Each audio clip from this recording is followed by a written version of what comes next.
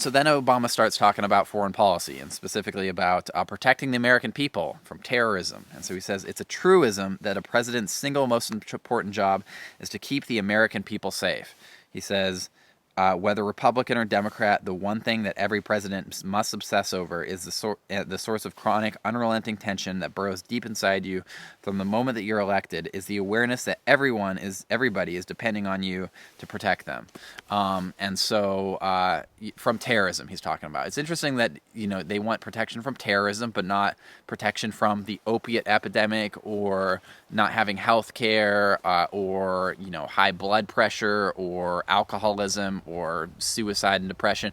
Like, these things all have massively higher levels of fatalities in the U.S.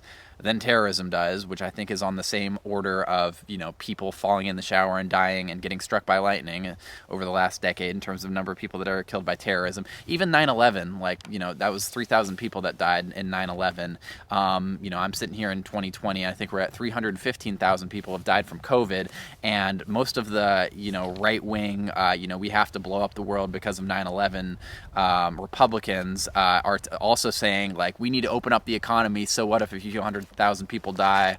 That's not that big of a thing. And so, like, terrorism, any way that you splice it, even if you include the single biggest attack, which makes up the vast majority of everybody that's ever been killed by terrorism in the U.S., is still an extremely minor problem if your main priority is protecting the American people. You'd think that, and including like the foreign policy responses to terrorism, like I think 4,500 or around 5,000 Americans died in Iraq during the Iraq War, so that's almost twice as much as 9/11.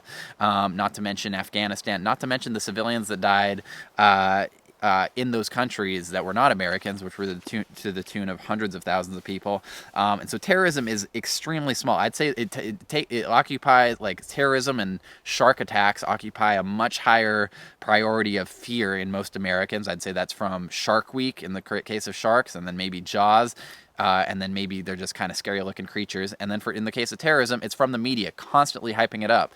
And I don't think that's an accident, because when you constantly hype up terrorism as the number one threat to America, that means that you have to do something about it. And if you listen to the Republicans, they will say, and the Democrats as well, they'll say, we have to go bomb these countries. We have to go, kick down some doors in Iraq and tell them to suck on this. If you're Thomas Friedman at the New York Times and a liberal.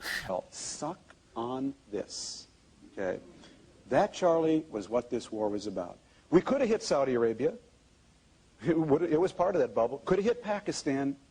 We hit Iraq because we could. And we just have to show them who's boss as we demonstrate our higher values to the rest of the world. And so it's helpful for terrorism to be a fear, kind of a fear-based thing for the foreign policy establishment, just like it's helpful for sharks to be in people's mind for the Discovery Channel.